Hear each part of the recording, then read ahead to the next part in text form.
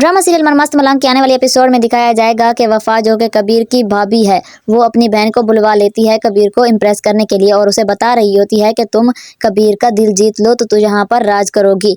ये बातें कबीर की माँ सुन लेती है और वफा को बोलती है कि तुम छोटी छोटी चालें चल लेती हो, लेकिन जब मैंने चाल चली तो तुम्हारी खैर नहीं। तो ये सुनकर वफा काफी घबरा जाती है और बोलती है अम्मा जान ऐसा कुछ नहीं जैसा आप सोच रही हैं। तो यहाँ से कबीर की माँ चली जाती है खामोशी होकर। फिर दिखाया जाएगा कि जहाँ पर कबीर और रिया अक्सर मिलते हैं एक पार्क में दरख्त के नीचे, तो जहाँ पर कबीर और रिया बैठे होते हैं तो कबीर रिया को बोलता है कि तुम मुझसे मोहब्बत करने लगी हो। तो रिया मुस्कुराने लगती है और बोलती है जब मुझे मोहब्बत होगी मैं कभी इनका इकरार नहीं करूंगी, लेकिन जब तुम्हें मोहब्बत हो तो इकरार नहीं करना बल्कि सीधा मेरे घर पहुंच जाना रिश्ते के लिए। तो यहाँ पर ये कबीर को चैलेंज करती है कि तुम मेरे घर आकर दिखाओ, मैं फिर मानूंगी कि तुम मुझसे मोहब्बत करते हो।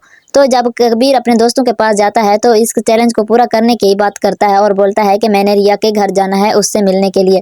ये सुनकर कबीर के दोस्त तो काफी हैरान हो जाते हैं और बोलते हैं कि सिकंदर खान के घर तुम कैसे जाओगे उसकी बहन से मिलने के लिए।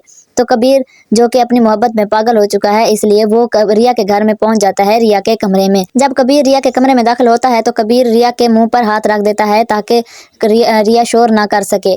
तो यहाँ पर कबीर काफी निडर और बहादुर बना हुआ होता है और उसके कमरे में ऐसे चहल पहल रहा होता है कि जैसे उसकी मर्जी से आया हो और उसे किसी का डर ना हो, और वो उसके बेड पर भी लेट जाता है। तो रिया कबीर की ये हरकतें देखकर काफी घबरा जाती है कि कहीं अस्मा आपा और सिकंदर भाई ना आ जाएं। तो रिया कबीर को फिर से चैलेंज कर देती है कि अगर तुम इतना ही मुझसे मोहब्बत करते हो तो मेरी बहन और भाई के सामने मेरा रिश्ता लेकर आओ ताकि मैं भी देखूं कि तुम मुझसे कितनी मोहब्बत करते हो।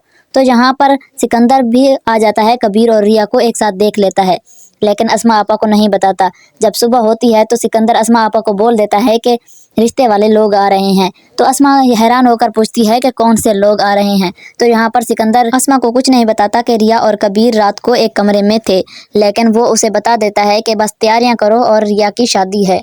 तो यहाँ पर अस्मा काफी हैरान होती है कि सिकंदर ने ऐसा फैसला इतनी अचानक में क्यों किया। तो वो रिया से पूछती है कि ऐसा क्या हुआ कि सिकंदर तुम्हारी शादी करने पर तुला हुआ है। तो यहाँ पर रिया घबरा जाती है और कुछ नहीं बताती।